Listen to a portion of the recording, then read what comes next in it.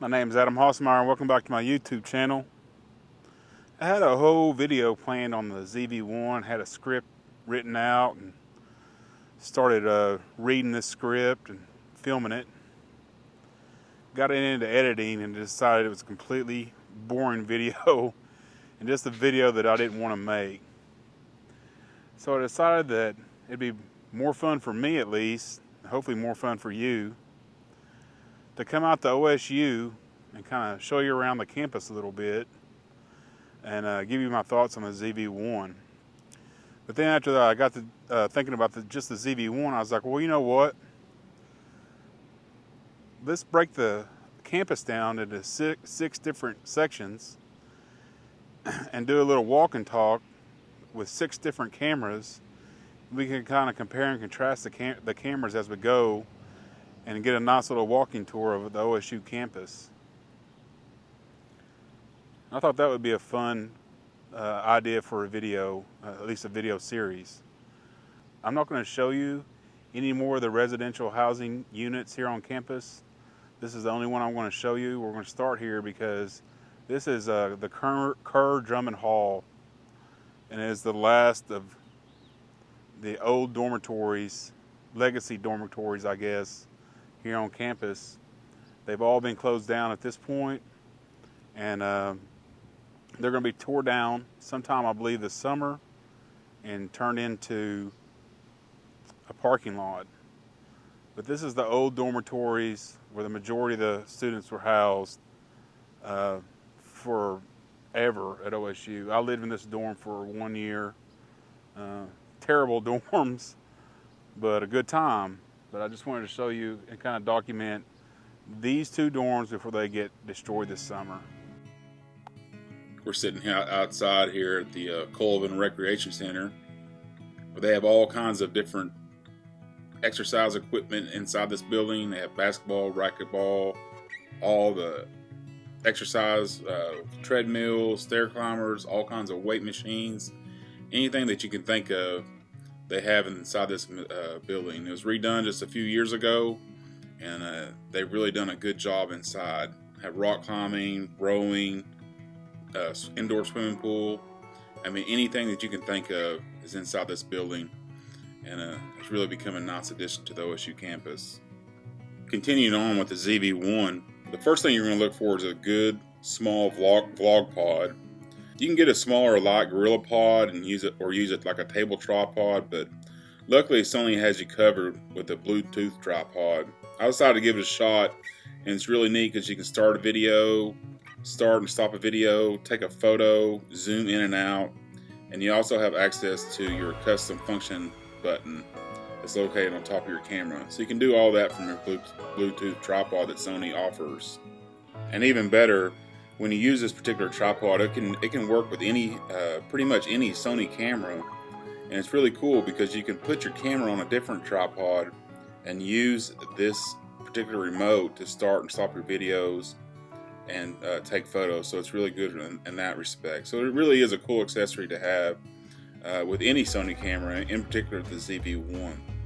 The more you use this tripod on the ZV-1, you start to notice it can cause a different set of annoyances. And we'll talk about those next.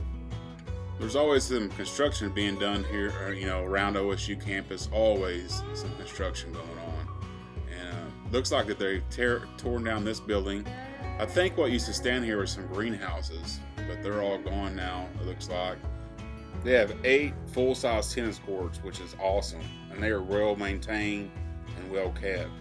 I'm pretty sure that this is where the OSU tennis used to play their actual tournament matches until they built a new facility, indoor and outdoor tennis facility over there in the athletic village. But 8 full-size tennis courts, really awesome if you like to play tennis. Really neat.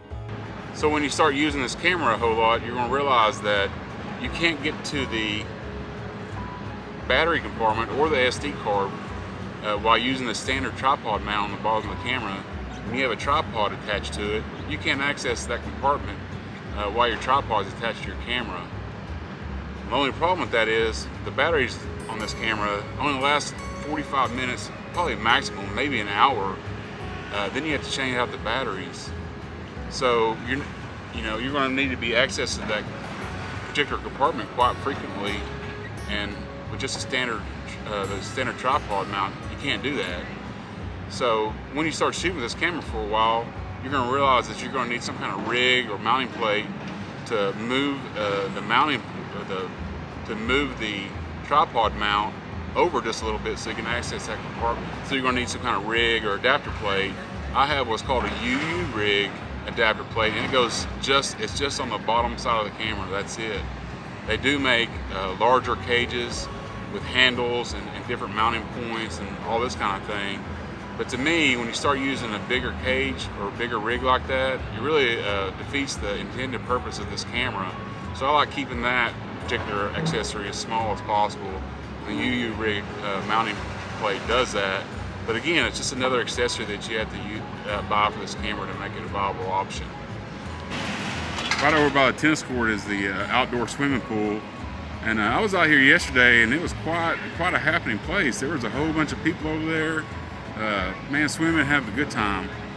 Judging by the sign on the front there, it's $4 for kids and $8 for adults for a day pass, which I think is pretty good. And it is a nice pool with a lot of different things to do over there. It's not just a standard, square rectangle swimming pool. There's lots of activities and stuff. So a really cool place that anybody can bring their family. It's a nice place. Here's another view of the tennis courts. When I was going to school here, they used to have basketball courts and stuff over at the Colvin Center. There's a few games over there, but if you wanted to be in a serious pickup basketball game, you came to this building right here, and this is the Colvin Center Annex, and this is where all the legendary pickup basketball games happened when I used to be in school. Now we're sitting out here just west of the Colvin Center Annex at the intramural fields where they come to play the outdoor sports like soccer, softball, flag football, things of that nature. And basically it's just a humongous field that's just wide open, well maintained. The grass is beautiful out here, and they keep it well maintained for these sports. Continuing on with the ZV-1, after you add some of these accessories and start shooting with the camera for a while, you'll soon realize that you have to use the active stabilization, which is the absolute must when using this camera. Thankfully, Sony has given us this feature in this camera, and it's really good at smoothing out the footage. The downside is it crops your picture. You add the 4K crop with the active stabilization crop, and suddenly your advertised 24 equivalent millimeter lens is now close to 30, which is not near enough to vlog with when you're on just a small tripod at arm's length, unless you don't care about showing much of your surrounding. And that's kind of the bummer about this camera. Luckily though, Ulanzi has a good solution for a wide angle lens adapter. It'll take your focal length from 24 to around 18 uncropped, and then when it's cropped it goes from about 30 to 22. It's unscientific measurements, of course. The lens does a good job and doesn't distort the image like some wide angle lens adapters do. The only problem with it is that it's heavy, it's quite heavy, and then when you place it on a Faraday-like camera, it'll make the camera feel really front heavy. I'm not sure if the weight of the lens could damage your camera in any way, but it's something that you have to be mindful of going forward. And if you're going to be using the wide angle adapter, you may have run into issues with your camera's lens motor somewhere down the line. Some suggest pointing the camera down when you turn it on and then pointing the camera up when you turn it off to help protect the motors. But even that, you do that at your own risk. Over here beside the Colvin Center is the Serentine Wellness Center. So I think the overall goal of the Serentine Wellness Center is to create an atmosphere for wellness for all the OSU students and also the surrounding Stillwater area. So it really is a great asset to the OSU campus. So where does that leave me with the ZV-1? Well, for me, when you start adding all these different accessories and everything, I mean, you're always going to have like a little standard tripod to take with you, so that's always going to be a wash. I think with the ZV-1, you might want something just a little bit longer. But again, a little tabletop tripod would do you fine. By the time you start adding a cage and, you know, or a adapter so you can move your tripod to a different place to hook it onto your camera. Time you start adding a wide angle lens adapter, maybe another microphone or whatever, maybe you're better off with something like the XS1. I mean, to me, by the time I bought this camera to go straight into my pocket and be able to pull it out and use it, super duper easy camera to use. And I bought it to, like I say, be able to carry in my pocket, film whatever I want, take pictures of whatever I want, maybe carry it in a small backpack, fanny pack, something like that. By the time you start adding all these accessories, the whole rig just keeps getting a little bit bigger, a little bit bigger, and a little bit bigger. And the next thing you know, I mean, you got a substantial rig there that may not be exactly what you wanted when you purchased it. Like I say, you might be better off with something like this, just a little XS10. It might be better off. We talk about the Sony ZV-1 just a little bit. A great camera, but you're gonna have a whole lot of accessories to make it a viable option just for everyday run and gun stuff. So where does that leave me with the ZV-1? Well, I think I'm gonna keep this camera, and there's a couple of different reasons why. But I want to make some modifications to my current setup. The first reason I want to keep this camera is because I like the audio solution on it.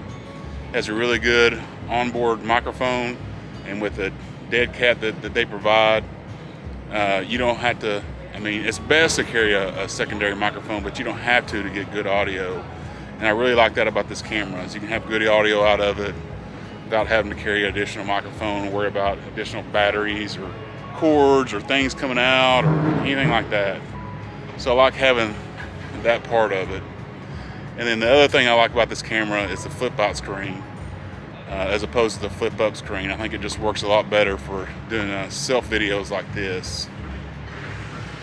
Now, I think that I don't have to lose the wide angle adapter.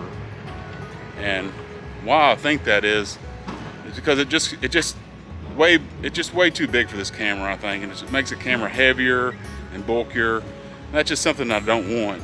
And to be honest with you, most of my shots aren't like this. I'm not vlogging like this. And even if I was, a little bit tighter, just for extended, just a short period of time, wouldn't make that much of a difference. Of course, I do like the wider view. I mean, who doesn't? But again, that's not what the majority of my videos are about. So I'm gonna take this wide angle lens adapter off and use the camera as it was intended, just with the standard lens on there. And I think this will be a great camera to take on vacations, take pictures, videos and stuff. While you're on vacation, you don't have to worry about a bigger, bulkier rig.